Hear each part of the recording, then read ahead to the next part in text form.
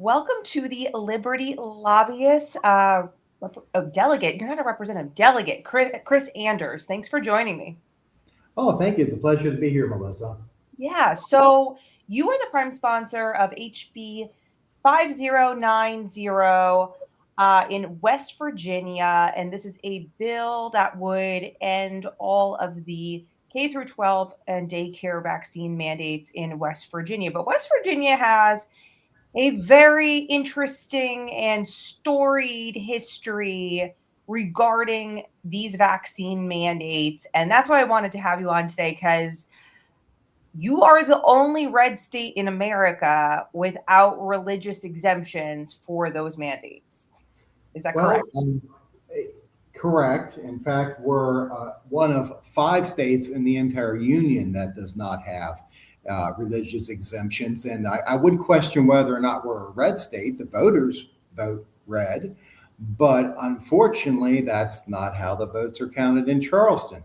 So one would argue whether or not we're actually truly a red state, or we have a lot of red voters that unfortunately have been tricked by the undocumented Democrats who run as Republicans and still refuse to allow any exemptions on these draconian vaccine laws. So, I would assume you've had vaccine mandates in some way or another since, the 1930s, 40s, like the rest of the country. I read, though, that you've had like 60 some odd attempts legislatively at creating religious exemptions. Have any of them gotten to the governor ever? Not a single one has gotten to the governor. The governor did put out a executive order that said that the state had to accept the religious or philosophical exemptions. I personally don't believe there should be any mandates because I'm a constitutionalist. I looked at the United States Constitution, I looked at the West Virginia State Constitution, and nowhere in either one of those is declared the power for politicians to decide what's injected in a child's body. So obviously, I always side on with the Constitution and freedom and liberty. But yeah, there's been many, many attempts. There was a huge floor fight last year where 12 delegates flipped their vote from a Friday to a Monday. Now, who they talked to was his lobbyist or their friends or who knows who they spoke to.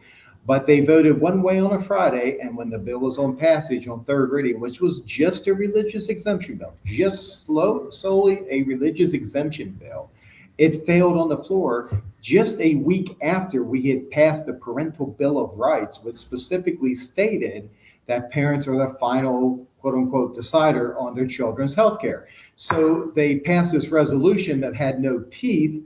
And then when it really counted, when the chips were down and it counted to actually put teeth to that, they flipped their votes. And unfortunately, we've been dealing with this. The executive order from the governor was upheld in Raleigh County. They made it a class action suit. A bunch of my constituents went the following Monday to enroll their children in school because of the. Yeah, hold on. Let's backtrack a little bit on that story as far as the executive order, because I do want to get into that. That's just it's alarming to me that out of like 50, 60 attempts, nothing's ever reached the governor's desk. That's so crazy to me. But so let's go backwards. So we're now right after the Trump administration begins. Some type of letter was sent to West Virginia. Now you have a new governor as well. A letter is sent from, what was it, DOJ or HHS or both? What was it? I think it was HHS, I believe. Okay. And what did the letter say? It essentially said that West Virginia needs to look into and should have religious exemptions, right? Mm-hmm. Which is common sense. That's what the majority of states do. That's constitutional, stunning, right? But at the same time, we shouldn't have to have the federal government to come in to tell us that we need to follow the Constitution. Every one of us puts our hands on the Bible when we are sworn in, and we swear an oath to the Constitution, not to anything else, but strictly to the Constitution. And the Constitution is a compact. It does not give this power to government. So obviously, The correct thing is to eliminate these mandates. Right. So, as a response, the governor issues an executive order making religious exemptions. And then what happened? Well, and philosophical exemptions. Okay. Then there was a huge war with the appointed Board of Education at the state level. They are not elected, they have no voter accountability. It became a huge conflict. They refused to accept the governor's executive order. So it went to court. There was many cases around the state, but the primary one happened in Raleigh County, where the judge made it a class action suit that said that anybody, past or present, that files the religious or philosophical exemption with the executive branch and is granted, that schools have to allow them to attend and they have to honor this exemption. When that happened, of course, there was a lot of cheering. Everybody's excited. Yes, we won. Had constituents literally try to enroll their kids the following Monday, and the superintendent superintendent of Berkeley County Schools stood and refused to allow them, regardless of what the court said, because their lawyers told them not to honor it.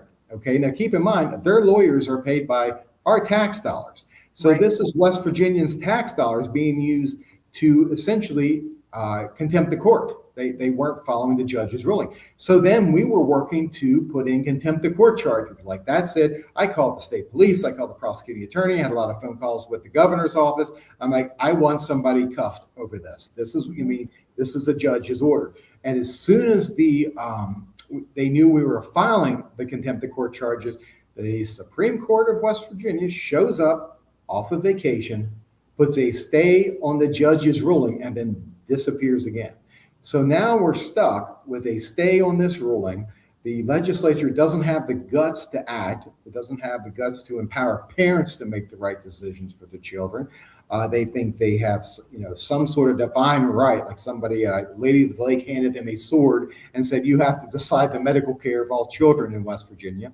So everybody's out in limbo right now, and it's frustrating. Trust me, I have helped. We had a huge floor fight. I spoke a lot last year. We can't even get a bill out of the health committee of the House to do anything. And that is with 22 Republicans and only 3 Democrats. So are those 22 really Republicans? That's the real question to ask. Um, you bring up an interesting issue. Um, a friend of mine wrote an excellent op-ed here in New Hampshire last year, and I think it was called "Conservatives Have a Personnel Problem." And it really, kind of scratched an itch for me reading it, because we had years ago, when I was in the legislature, one of my bills was adding on to the Patient Bill of Rights, saying that no patient could be denied medical treatment for not refusing a vaccine. And that is law in New Hampshire. And then what happened was that the biggest hospital system in the state, which is the only hospital system that does transplants, I found out that they were denying transplants if you didn't get vaccines. And so I raised holy hell about it and could not get the attorney general to do anything, essentially. And no one lifted a finger in law enforcement to enforce the laws that I had worked very hard to pass into law, until the Speaker of the House put out a very public letter, basically, slapping this hospital around and saying that they needed to, he embarrassed them enough that then the Attorney General felt that he needed to step in and make this all go away, and they did have to change their policy. Okay, so. But what I found interesting about that was that it was the legislature in that case that basically had to make a PR campaign to make law enforcement actually do their job. And so when I think about this executive order, what really stands so firmly to me is that it's always the other side, right? The authoritarians are like, yeah, I'm good. We don't need to follow that, or we don't even need to follow a judge's orders. Okay. But it's our side who just rolls over. I mean, where was the enforcement from the state to just enforce the executive order to begin with? Well, correct. And I called the state police on the way down to see the superintendent. They did show up finally because I think they were worried that there's going to be a scrum, if you will, down there. There were some very angry parents. I was very angry. It wasn't a very friendly meeting whatsoever. But you mentioned the Speaker of the House actually stood up and said something. Now, keep in mind, the Speaker of the House of West Virginia is a partner in Bowles Rice, which is a law firm that was representing Berkeley County. Now, let that settle in for just 1 minute. I have requested, and I have some figures, and there's going to be an email going out to probably 30,000 of my closest friends in West Virginia.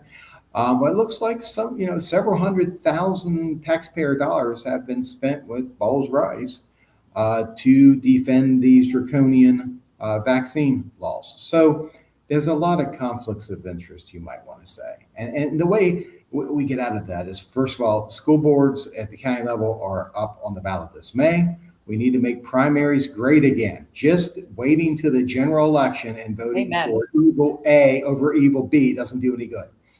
Well, so let's get into that. So, and we'll come back to the vaccine bill, but you are chairman of the West Virginia Freedom Caucus. Is that correct? That is correct. That would be I me. believe that the State Freedom Caucus Network is the best vehicle tool that we have as conservatives for political change in America. And the reason for that is because all of the problems that you're describing are fairly endemic in most red states, right? Where, yes, because people just turn out to vote for general elections, and you're in an overwhelmingly Republican state, they're not going to vote for the Democrat. We have a couple of issues. Democrats run as Republicans, and then they get through. People sleep through primaries. They do not vet in primaries, and they don't even know. People, you think that the swamp is down in DC. You have absolutely no idea. The real swamps are actually in your state legislatures for the most part.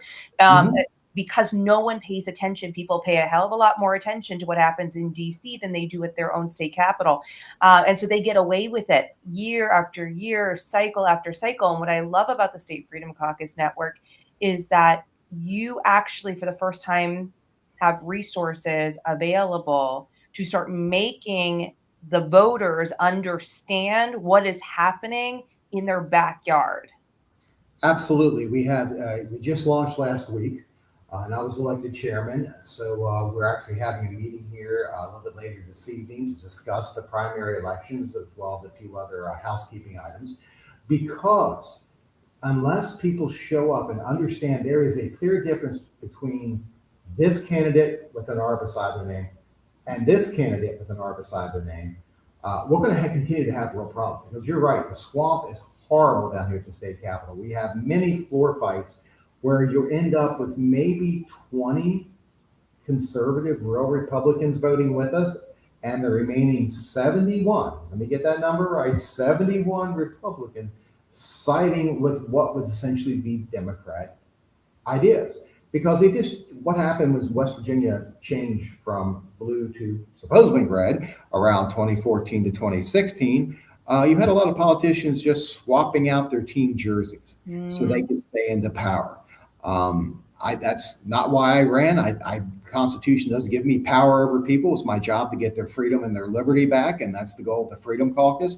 And we're going to be very, very active in the primaries. And there's quite a few other organizations that are looking at our primaries, like Young Americans for Liberty, Make Liberty Win. Quite a few groups of really West Virginians for Health Freedom have really honed in on these primaries. And the really good part, is there are more insurgent candidates on the primary ballot. I think there's somewhere around 40, 42 than we've ever seen in 20 years. So hopefully our efforts last session in forcing roll call votes and forcing people on the record so people understood where their representatives really stand has now borne fruit.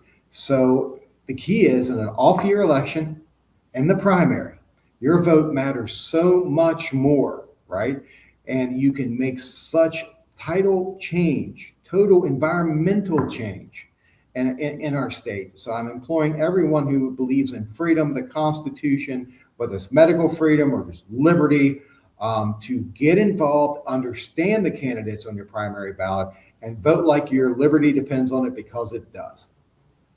The State Freedom Caucus networks I've noticed who have been the most successful in primaries spend, and again, this is a labor of love, but they spend a tremendous amount of time out on the road, going to like GOP meetings, town meetings, and because it's a matter of pushing out that message of yes, yeah, when you're in the chamber, obviously you have to force the roll calls, but you have to force those roll calls out to the public so that they understand who's voting what way. People that have majority of voters don't know what a single bill is that's ever being voted on in their state legislature ever. Absolutely. So getting that message out there is the real key. Being out there on the road, building that email list, and letting people see, because they don't agree with these things. If you're a Republican voter, you are not actually agreeing with these people on these issues. So let's go back to the bill. In general, vaccine mandates and the just slog that you've been in over this religious exemption issue. What is the primary argument against having a religious exemption?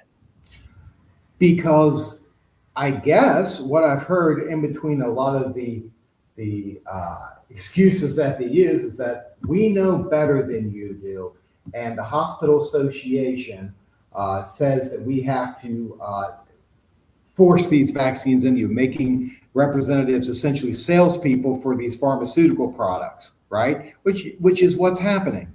And every time it's brought up, the hospital association, big pharma will show up all in their white lab coats. You know, it's going to be a fun day when the white lab coats show up, because apparently that means they're smarter than the rest of us. And they'll show up and they'll argue how everybody's going to die, and it'll be all our fault, and all these children are going to pass away because they didn't take vaccines. Now, keep in mind, we're not saying whether or not to take a vaccine. I'm not a doctor. My wife's a PA, but I'm not a doctor, and I'm not going to tell anybody what they should be putting in their children. That is up to them to decide. Okay. That's what freedom looks like. Everybody has the choice of deciding, right? We don't have the nanny state coming down and putting its boot on our throat and telling us what we must do. So yeah, it's nonstop. They show up, the lobbyists show up. You almost want to believe they're sitting there texting donations into certain people's accounts to get them to vote their way. And I think I honestly saw that last year. So that being said, it's sad. It's the opposite of what the people want. And when you talk to the people on the street, I door knocked on 6,000 doors in my last election. Right, about 1 out of every 5 voters brought this up to me. I'm absolutely for freedom. I'm not going to tell you what you have to be vaccinated for, or tell you what you can't be vaccinated for. That's your choice. Okay, I'm not. The Constitution does not allow me to rule over the people. Right, that's one thing we've got to somehow beat into the minds of a lot of politicians. They're not here to rule over the people. Their position exists to protect the freedom of the people that they serve. And we need to make that very clear. Absolutely. In my experience, you got my Republicans that I struggle with on this issue of ending all mandates. So I have a end all mandate bill also that I'm working on, and they just believe that vaccines are so vital and so important that they are the one exception to this idea that you can choose for yourself. That people have to be forced to do the right thing, right, in quotes. And I brought up the Nuremberg Code in my testimony for the bill, and one of the representatives on the committee who is sort of on the fence about this issue, he said, but there had to have been an exception in Nuremberg about times when it would be okay to mandate medical intervention. And I said, well, no, Representative, that is actually not, there was no qualifier. It was said to be a human right, that if you do not have informed consent, which is the ability to say no, that is a violation of your human rights. And let's just say he was not there for the committee vote. So I think he couldn't quite get over his issues, but he allowed himself to be subbed in and the bill did pass committee. But which, hey, I mean, fine. Like, I'm not like calling you out for that or anything, but that seems to be the one like thing that they cannot get over, is that they're just so important that you would have to force people, because maybe the people are just not smart enough to make those correct choices in their minds for themselves. Then on the other flip side, we had Democrats. I was in and out of a couple of committees, and I was in a different committee at the same time that the no mandates hearing was in, and a Democrat was in there, and she was talking about vaccines, and she said, and right now down the hall, there's a bill to end the entire childhood schedule. And I actually audibly gasped, because I was like, no one's taking away your vaccines. Like, go Right. for it, lady. I would never presume to do that. The only difference, if we get rid of the mandate, is when the child gets 5 years old and goes off to kindergarten, they don't need to hand government a little permission slip saying that Mhm. I either did or I did not get my vaccines. But anyway, I digress. So those are the main arguments that you're having. And you seem to have a lot of issues with lobbyists. And hey, I'm not Mhm. saying I don't have those issues. My issues with the lobbyists are very much in the Senate, because we have 24 senators, but we have 400 representatives. Right. So, and what that means for everybody out there who doesn't know how campaigning works, that means that you need a lot of money, because it's dollars per vote, right? And so you need a tremendous amount of money to run a Senate campaign and almost no money to run a House campaign. And so, therefore, the House people don't care what the lobbyists say, and the lobbyists rule over in the Senate, where they need a lot of money for campaigns. So, tell me, what is an average House campaign cost, or in West Well, Virginia? for example, my last House campaign was $46,000 because I had a very competitive primary where the establishment rhinos were trying to. They invented things to say about me. I learned something new every day as the mail showed up. That was wonderful. And then, of course, the rhinos then teamed up. Literally, the outgoing president of the Senate, who was a Republican, his daughter is out door knocking with my Democratic opponent, right? And I fully expect that to happen this cycle as well. Now, there are a lot of lobbyists, yes, but there are happy hours every single night where you can drink free on the lobbyist. There are dinners where you can eat free by sitting down with the lobbyist. I haven't been to one yet, and I will not go to one. Lobbyists have stopped coming by my office because they know I'm going to vote how I'm going to vote, no Yeah. matter what trinkles or baubles. And you always have to remember that in Proverbs 23, when Solomon, who was a king in the king business, said, "When you sit and dine with a ruler, note well what is before you. And if you're given the gluttony, put a knife to your own throat, because those delicacies are deceptive." And that's what happens when you go out and drink with lobbyists and get all the free booze, or you go out and eat with lobbyists and get all the free food. Nothing's free in this world except the grace of God. So, that being said, and a lot of them are just going along to get along. Well, I don't want to make my friends mad. I want to go to this happy hour next week, or whatever the case may Mhm. be. I have not eaten a single meal or had a single drink from a lobbyist, and I never will. Now, do I agree with, like, when Young Americans for Liberty shows up, or Students for Life, or many in West Virginia for Health Freedom? Absolutely. Will I eat on their dime? Absolutely not. You know. So I think it's a matter of, yes, there are lobbyists, but it takes representatives with the wherewithal and the guts to say, you know what, that's great. Too bad. I'm not interested. I saw a dinner. There were 9 delegates at that cost the county. Now, this is another issue. Cost the county of Berkeley County somewhere around $1,500 because we still have taxpayer-funded lobbying. So lobbyists are being Oh. paid by people's tax money to come down here and wine and dine politicians. There's something really wrong about that. Mhm. Yeah. Taxpayer funded lobbying is an interesting. I don't think that any state has actually managed to pass a ban on taxpayer funded lobbying, if I'm right. And what's wild is, I have I run, a grassroots liberty organization. Obviously, I have aligned people on my list, and we don't ever actually take a position on that bill. It's just not like our issue. But Mhm. I'll get emails from people on my list who are aligned, who are enraged about the ban on taxpayer funded lobbying. And usually, while they may claim to be conservative, and I actually think that they are either on like a town council or a school board. And New Hampshire Municipal Association does an amazing job at convincing these people that they are needed for them, like that they provide them information that otherwise they would just be completely just be flying blind. And I I've had to very gently kind of respond and be like, the New Hampshire Municipal Association, I promise you, is not your friend. I am in Concord all the time. I am always lobbying on the opposite side of the New Hampshire Municipal Association, because then they are going in there and they are selling away your freedom at the highest price, no matter what. Well, for example, my county, Berkeley County, pays a lobbyist $16,000 a month. $16,000 a month to lobby the legislature. Last year, they were using these $16,000 a month of taxpayer dollars to lobby for a sales tax increase.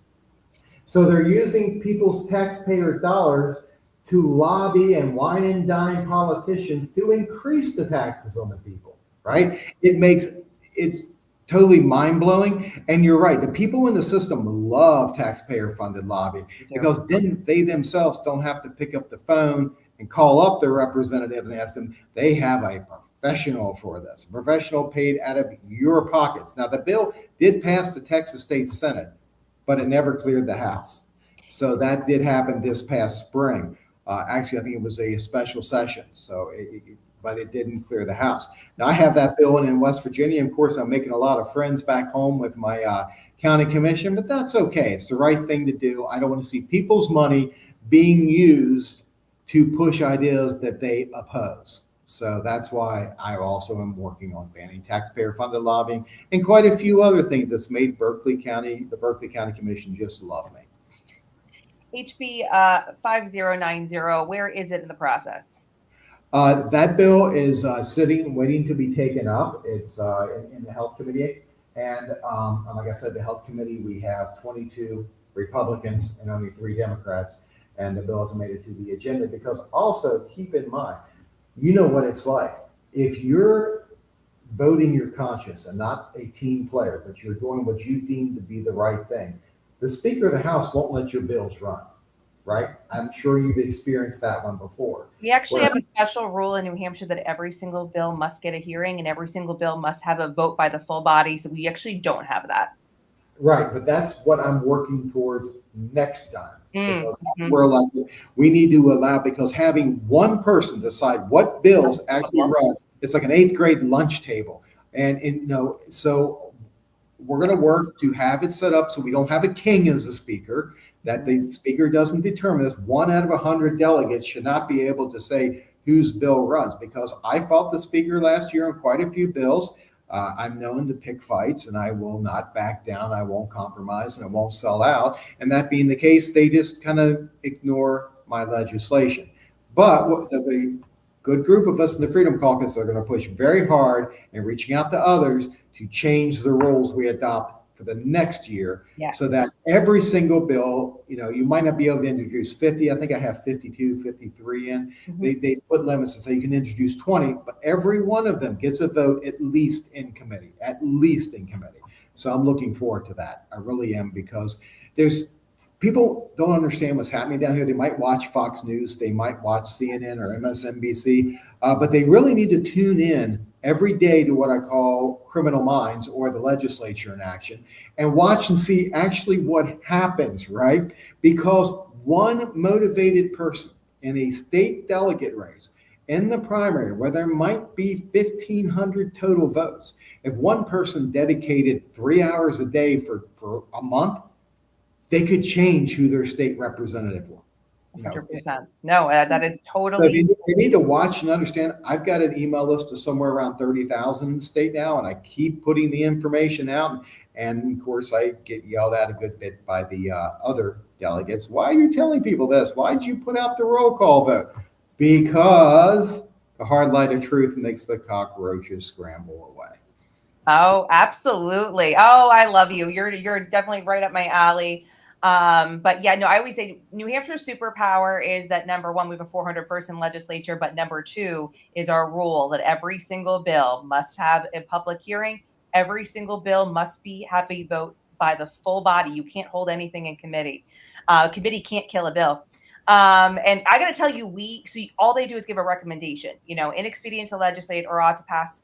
And we flip, inexpedient to legislate on the floor all the time. It happens constantly. Just because a couple people don't like it doesn't mean anything really when it gets to the full body. So it's something really, really, really worthwhile to fight for. It makes a much more transparent process, and it gives every elected representative a lot more power. Absolutely. Right now, we're at the point of we're just looking for amendments that affect code that we can open up. Like today, we had a big floor fight, which we lost, but we fought anyhow on the rules around data centers because there was no protection for private wells. There was no protection for property rights. There was no protection for your Fourth Amendment rights. So the NSA could not use these data centers to spy on us unconstitutionally. And they took away all local control. So we tried to build all that back in, the right of self-determination at the local level, whether or not, the residents want these things there. We lost, we fought for hours on the floor, but we got the roll call vote. Yeah, that's what's important at the beginning. If you can't get a bill passed, at least get a roll call to build for the future. Well, keep up the good work. Tell people how they can find you. I'm easy to find. If you just look up Chris Anders for state delegate, you'll find me on Facebook. Or I'm very vocal on my private page too. It's S.Chris Anders. And also, if you go to my website, it's Anders4WV.com. I'm easy to be tracked down. You can just Google my name, Chris Anders, West Virginia. You'll have my phone number. You'll have my email. I will answer. I even answer all the hate mails. So I'm glad to talk to anybody. Good for you. Well, thank you for coming on. You have a good night. Okay, thank you so much, Melissa. You too. Well, that is it for the Liberty Lobbyist. You can find me on X at Melissa Blasek NH or at Rebuild NH. If you have any questions, comments, concerns, you can email me director@rebuildnh.com. Until next time.